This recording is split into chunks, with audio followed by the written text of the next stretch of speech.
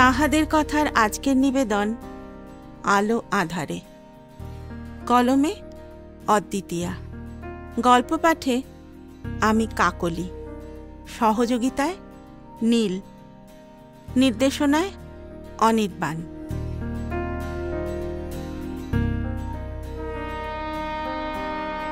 ট্রেনের বাইরে ছুটে চলা গাছপালা, বাড়িঘর সব দেখতে দেখতে তিয়াশা ভাবছিল ট্রেনটা মনে হয় দাঁড়িয়ে আছে আর গাছপালাগুলো দৌড়চ্ছে। ভাবতেই ঠিক করে হেসে ফেলল সে। সেই কোন ছোটবেলায় এমনটা ভাবত। বাবাকে অবাক হয়ে জিজ্ঞেস করত, বাবা তখন হেসে ভুলটা ধরিয়ে দিতেন। তবু আজও এত বড় হয়ে গিয়েও সেই ভুলটাই তিয়াশার কাছে বেশি আপন, বেশি মধুর লাগে। এই ছোট ছোট ভুলগুলোতেই রোমান্টিকতা ছড়িয়ে যায় মনে। এই প্রথম যে সে একা একা ঘুরতে যাবার ছাড়পত্র পেয়েছে, তাই জন্য বুঝি সব কিছু আজ অন্যরকম লাগছে। তার 23 বছরের জীবনে মা বাবার সাথে সারা ভারতবর্ষের কম জায়গায় ঘুরতে যায়নি সে। দুবার তো ভারতবর্ষের বাইরেও গেছে। তবুও আজ এই কলকাতা থেকে মাত্র 4.5-5 ঘন্টার ট্রেন জার্নি তাকে রোম্যান্টিক করে তুলছে। মনে হয় তার এতদিনের সোলো ট্রাভেলের স্বপ্ন পূরণ হচ্ছে বলে। নয়তো কলেজ বা ইউনিভার্সিটির কঠোর বাস্তববাদী যুক্তি নির্ভর মেয়েটি এরকম অলীক কল্পনা কেন করে চলেছে?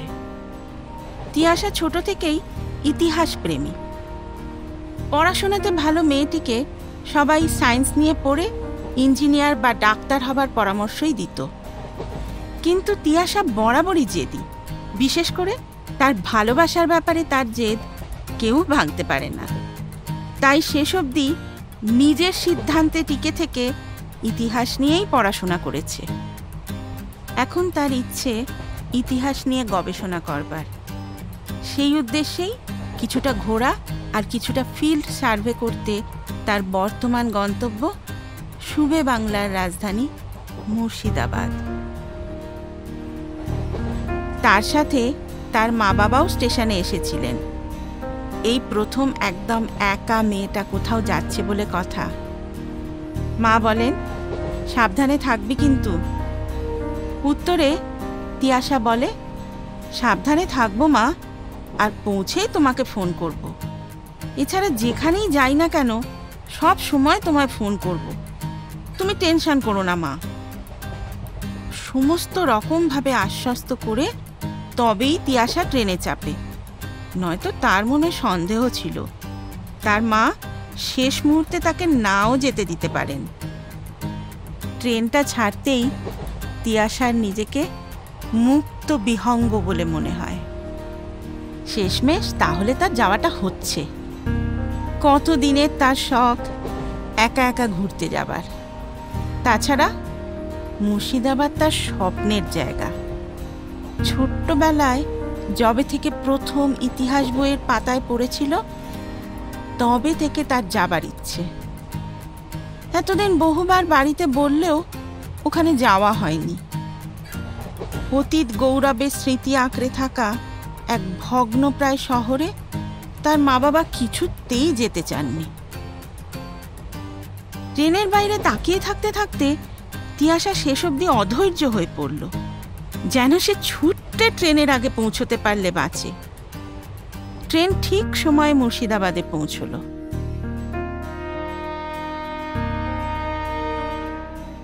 হোটেলে পৌঁছে জিনিসপত্র রেখে সে কিছুক্ষণ বিশ্রাম নিল। একটু পরে একটা টোটো ভাড়া করে প্রথমেই গেল হাজারদুয়ারি।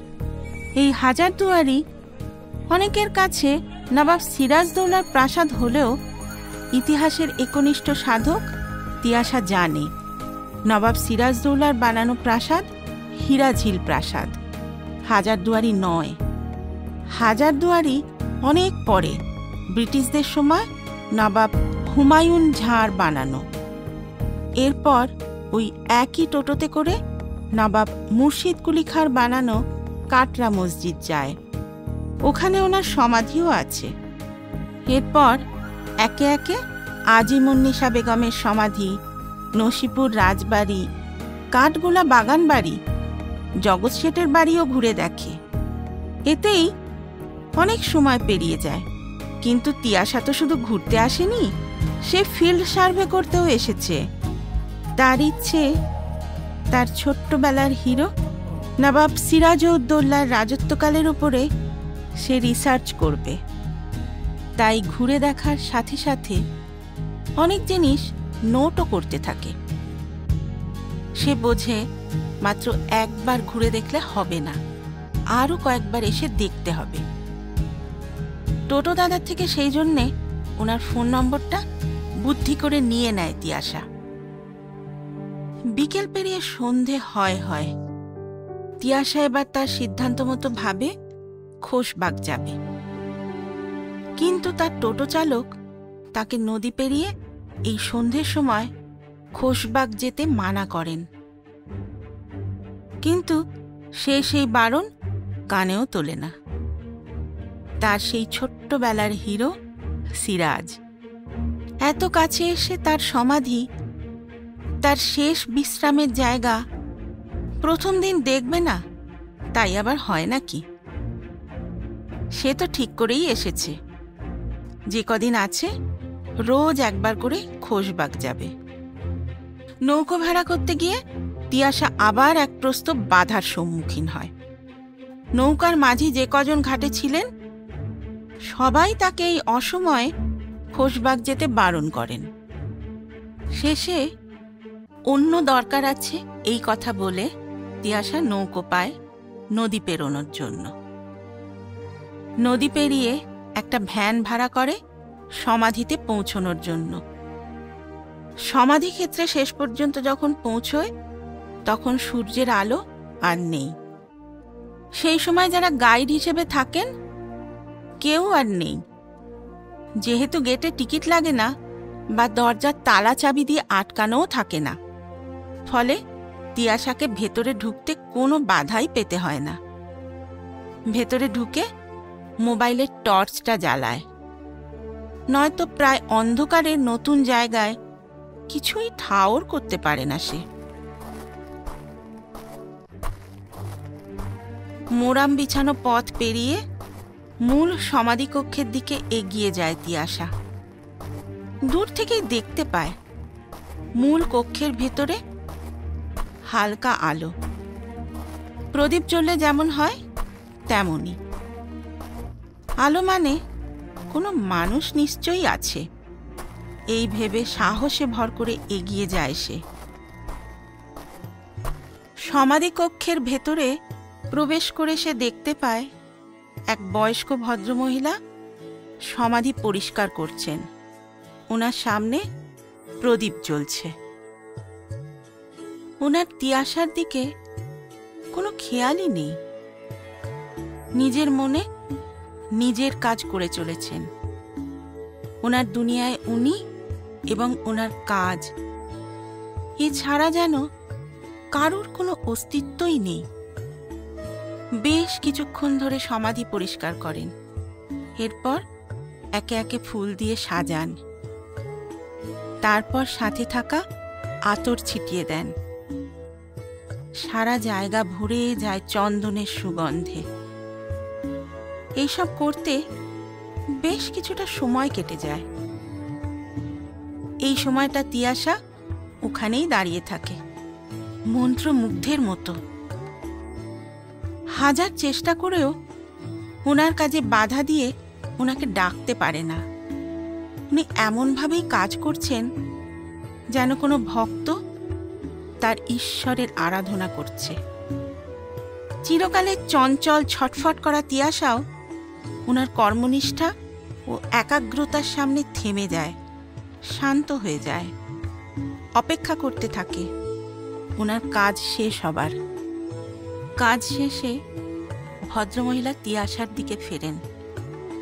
তিয়াশা দেখে সাধারণ সালোয়ার কামিজ পরা একজন মহিলা, বেশ ফর্সা, হালকা কোঁকড়ানো চুল, বিনুনি বাঁধা, সম্পূর্ণ আভরণবিহীন, কিন্তু চেহারায় আর চোখে মুখে এক অদ্ভুত দীপ্তি।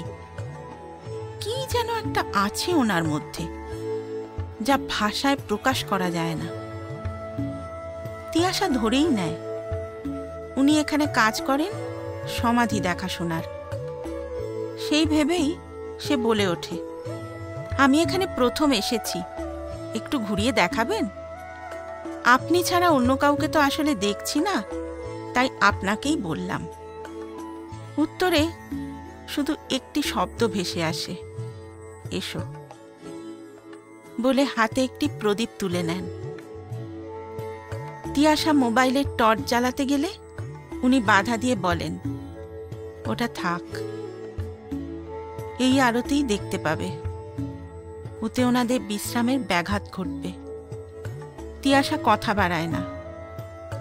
এক এক করে সব সমাধি দেখান উনি তিয়াশাকে। শেষে নবাব সিরাজউদ্দৌলার সমাধির সামনে থেমে বলে ওঠেন, ছোটে নবাবের সমাধি। তিয়াশা অবাক হয়ে বলে উঠল, এখানেই তো ছিলাম, তবে আগে অন্যদের সমাধি কেন দেখালেন? উনি বললেন, আগে বড়ে নবাবকে আদাব না জানিয়ে ছোটে নবাবের কাছে কি করে আসবে? খুব শান্ত আর নম্রভাবেই কথাগুলো বলা, কিন্তু তাতেই কর্তৃত্বের ছোঁয়া, যার বিরোধিতা করা যায় না। তিয়াশার খুব অদ্ভুত লাগে, খুব সাধারণ এই ভদ্রমহিলার মধ্যে কি যেন একটা আছে। কলেজ ইউনিভার্সিটিতে খুঁটিনাটি বিষয় নিয়ে তর্ক করা মেয়েটি থেমে যায়। যে অবলীলায় প্রফেসরদের প্রশ্ন করে করে পাগল করে দিত মনোমতো উত্তর না পাওয়া অবধি, সেই মেয়েটি এক সাধারণ বয়স্কা মহিলার কথার জবাব দিতে পারে না। কি যেন তাকে আটকে দেয়, সে বুঝতে পারে না কি আছে ওনার মধ্যে। কথা বললে সমীহ জাগে, কিন্তু তাও বারবার কথা বলতে ইচ্ছে হয়, যেন শ্রদ্ধা জাগে ওনার প্রতি। কিছুটা আলাপ জমাবার তাগিদেই তিয়াশা বলে ওঠে, আচ্ছা আপনি কোথায় থাকেন? উত্তরে একটু হেসে জবাব এলো, এখানেই থাকি, সমাধিক্ষেত্রের দেখাশোনা করি, ওটাই আমার কাজ। তিয়াশা আবার জিজ্ঞেস করে ওঠে, আচ্ছা আপনি তো এখানেই আছেন অনেকদিন, কিছু দেখেননি? কিছু বলতে? মানে ভূত, আত্মা এইসব? জানেন তো, আমাকে এখানে এখন কেউ আসতে দিচ্ছিল না। এখন এখানে এসে তুমি মোটেই ভালো কাজ করনি। এটা ওনাদের বিশ্রামের সময়, এই সময় এলে ওনারা বিরক্ত হন। তিয়াশা আর কিছু বলল না। ওনার কথার বিরোধিতা কেন কে জানে করতে ইচ্ছে হলো না। উনি নিজেই পুরো খোশবাগ, তার মধ্যে থাকা গোলাপ বাগান ঘুরিয়ে দেখালেন। তিয়াশার এত ঘোরাঘুরির ফলে জল তেষ্টা পায়, কিন্তু নিজের বোতল বের করে দেখে সম্পূর্ণ ফাঁকা। তখন ভদ্রমহিলা নিজেই বলেন, এসো জল খেয়ে যাও। তিয়াশা দেখে সম্পূর্ণ আড়ম্বরবিহীন মাটির একটা ঘর, তাতে আসবাব বলতে একটা তক্তপোষ, দেয়ালের গায়ে মাটির তাক বানানো, তাতেই দৈনন্দিন ব্যবহার্য জিনিসপত্র সাজানো ও কিছু খাতাপত্র, এই খেরোর খাতার মতো। রান্নার ব্যবস্থাও ঘর সংলগ্ন দাওয়ায়, মাটির উনুন তাতে। কোনো কিছুতেই কোনো বাহুল্য নেই, কিন্তু সবটাই পরিপাটি ও নিখুঁতভাবে সাজানো। উনি তিয়াশাকে জল দেন, সাথে নাড়ুও। তিয়াশা খেতে না চাইলে বলেন, শুধু জল দিতে নেই। তিয়াশা একটু অবাক হয়ে লক্ষ্য করে সবকিছুই মাটির পাত্রে রাখা। ওকে খেতেও দেন মাটির পাত্রে। ভদ্রমহিলার দিকে আরো একবার তাকিয়ে দেখে ওনার পোশাকও বেশ পুরনো ধাঁচের। বেশ অদ্ভুত লাগলেও নিজেকে বোঝায় সে। উনি হয়তো পুরনো জিনিসপত্র আঁকড়ে থাকতে ভালোবাসেন, যার যেরকম রুচি এবং পছন্দ, এটা ভেবে আর এই নিয়ে মাথা ঘামায় না সে। তিয়াশা জানায় যে এবার তাকে ফিরতে হবে। ভদ্রমহিলা ওকে এগিয়ে দেবার জন্য আসেন দরজা অবধি। দরজায় পৌঁছে তিয়াশা ধন্যবাদ দেওয়ার জন্য পাশে ফিরেই দেখে কেউ নেই সেখানে। সেই জায়গা সম্পূর্ণ ফাঁকা। ভদ্রমহিলা কোথায় গেলেন? পায়ে পায়ে তিয়াশা ভেতরে ফিরে এলো। এসে কোথাও ওনাকে দেখতে পাচ্ছিল না। আরো কিছুটা ভেতরে এসে মূল সমাধিকক্ষের দিকে এগিয়ে দেখে সেখানে তেমনই প্রদীপ জ্বলছে, কেউ কোথাও নেই। হঠাৎ করে তিয়াশার কেমন একটু মনে হতে লাগলো নিজেকে একাকী এই সমাধিক্ষেত্রে পেয়ে অন্ধকারটাও যেন আরো জমাট বেঁধেছে। তবুও সে সাহসে ভর করে এগিয়ে যায়। মূল সমাধিকক্ষকে বাঁদিকে রেখে ডান দিক বরাবর একটু এগোলেই গোলাপ বাগান। সেই দিক বরাবর এগোতেই নাকে আসে চন্দনের গন্ধ, যা একটু আগে সমাধিক্ষেত্রের আতরে পেয়েছিল। সেই গন্ধে এখন সারা জায়গাটা ম ম করছে। সেই দিকে এগিয়েই সে স্তম্ভিত হয়ে যায়। একটু আগের দেখে যাওয়া গোলাপ বাগান আর এখনকার গোলাপ বাগান সম্পূর্ণ আলাদা। একটু আগে সে যখন এখান থেকে গেল তখনও চাঁদ ওঠেনি, প্রদীপের আলো দেখাতে হয়েছিল তাকে। আর এখন কয়েক মিনিট সময়ের ব্যবধানে জ্যোৎস্নাতে চারদিক ভেসে যাচ্ছে। গাছগুলো ফুলে ফুলে ভরে গেছে। ফুলের সুগন্ধে বাতাস ভারী, যা একটু আগেও ছিল না। এখানে এত গোলাপ গাছই সে আগে দেখেনি। ভদ্রমহিলা বললেন বলেই সে জানতে পেরেছিল যে এই জায়গার নাম গোলাপ বাগান। তবে নিশ্চয়ই সে প্রদীপের অত হালকা আলোতে ভালো করে দেখতে পায়নি, বা সমাধিক্ষেত্র দেখার উত্তেজনায় ভুল দেখেছে। এই বলে নিজের মনকে সে বোঝায়। ফুলের গন্ধ সাথে পূর্ণিমার চাঁদের আলো সম্পূর্ণ নিস্তব্ধ সমাধিক্ষেত্রে এক অপার্থিব পরিবেশের সৃষ্টি করেছে। খুব অবাক হয়ে সে দেখল পূর্ণিমার আলোতে ভেসে যাওয়া গোলাপ বাগানে দুই নরনারী পরস্পরের দিকে তন্ময় হয়ে তাকিয়ে আছে। তিয়াশার দিকে তাদের নজর পড়েনি। পরনে তাদের রাজবেশ, ছেলেটি চোগাচ আফগান পরা আর মেয়েটি আনারকলি সালোয়ার কামিজ পরা। সারা শরীরে অলংকার। কিছুটা দূর থেকে হলেও এখনকার পরিষ্কার জ্যোৎস্নায় অনিন্দ সুন্দর এক যুবককে দেখল তিয়াশা, যে তার প্রেয়সীর দিকে তন্ময় হয়ে তাকিয়ে, যেন তার প্রেয়সী ছাড়া এই দুনিয়ায় কিচ্ছু নেই। অন্য কিছুর দুনিয়ায় তার কোনো অস্তিত্ব নেই। মেয়েটিকে দেখে একটা অস্বস্তি হতে থাকে। কি যেন মনে পরিপরি করেও মনে পড়ছে না। দাঁড়িয়ে ভাবার অবকাশটুকুও তিয়াশা পায় না। বেশভূষা ও চারপাশের পরিবেশ দেখেই তিয়াশা আতঙ্কিত হয়ে বাইরে যাবার দরজার দিকে ছুটতে শুরু করে।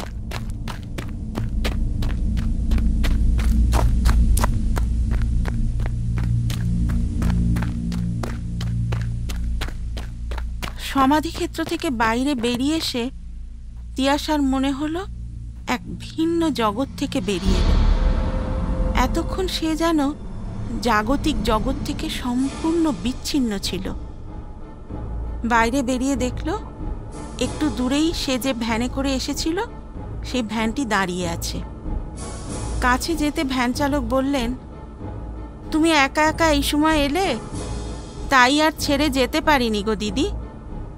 তোমার সাথে ভেতরে যাইনি, সাহস হয়নি বলে, তাই বাইরেই দাঁড়িয়েছিলাম। এত অবধি বলে উনি তিয়াশার দিকে তাকিয়ে দেখেন তার চোখ মুখের চেহারা বদলে গেছে। উনি তখন নিজের জলের বোতল বের করে তিয়াশার হাতে ধরিয়ে দেন। সে কিছুটা জল নিয়ে মুখে ঘাড়ে দেয়, কিছুটা জল খায়। এবার উনি জিজ্ঞেস করেন, কি হয়েছে, কিছু কি দেখেছ? তিয়াশা কোনো রকমে বলে, হ্যাঁ দেখেছি, রাজাদের মতো পোশাক পরা। দিদিমণি চুপ চুপ, আর কিছু বলো না। তুমি নবাবের দর্শন পেয়েছ? আমাকে বললে, আর কাউকে কখনো এই কথা বলো না, নয়তো সবাই ওনাদের বিরক্ত করতে আসবে। অনেক কষ্ট পেয়েছেন, এখন না হয় একটু ভালো থাকুন। তিয়াশা তখন আর কিছু প্রতিবাদ করতে পারে না, আসলে করবার অবস্থায় নেই। এরপর হোটেলে ফিরে এসে কিছুক্ষণ বিশ্রাম নেয়। বিশ্রাম নিতে নিতে আবার সেই মেয়েটির কথা মনে পড়ে যে গোলাপ বাগানে ছিল। বিদ্যুৎ চমকের মতো তার মনে পড়ে মেয়েটিকে। তার সাথে যে ভদ্রমহিলা কথা বলছিলেন, ওনার মতো দেখতে, ওনারই ছোটবেলা যেন। সাথে সাথে আর একটা কথাও মনে পড়ল, বেগম লুৎফুন্নেসাও তো এই খোশবাগেই থাকতেন। উনি সমাধির দেখাশোনা করতেন। তবে কি যা শোনা যায় যে মিথ আছে তা কি সব সত্যি? না, কাল তাকে আবার যেতে হবে, আরও একবার ওই মহিলা আর ওনার ঘরের খোঁজে।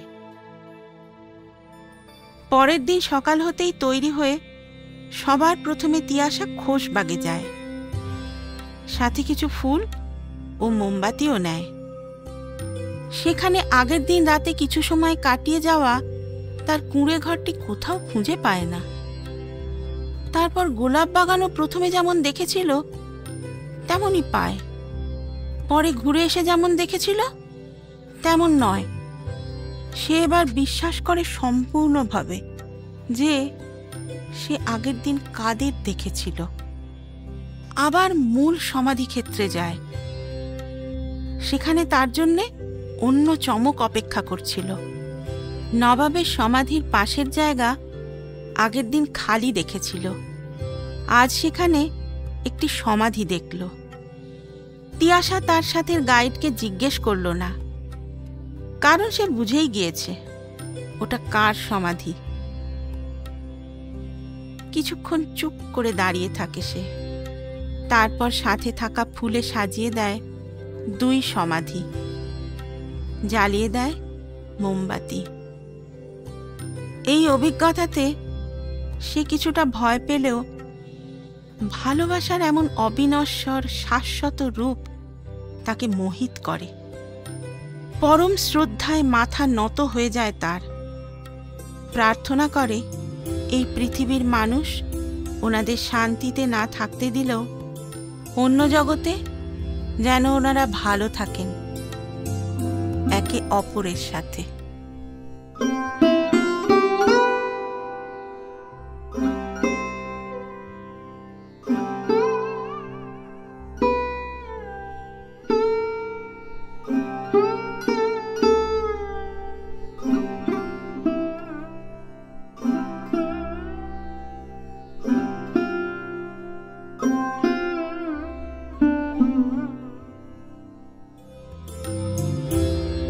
শুনলেন আলো আধারে, কলমে অদ্বিতীয়া।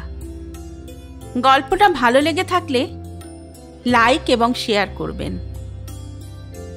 এবং আরও নতুন গল্প শোনার জন্য সাবস্ক্রাইব করতে ভুলবেন না আমাদের ইউটিউব চ্যানেল তাহাদের কথা। আগামী সপ্তাহে আরও একটা নতুন গল্প নিয়ে হাজির হব আমি, কাকলি।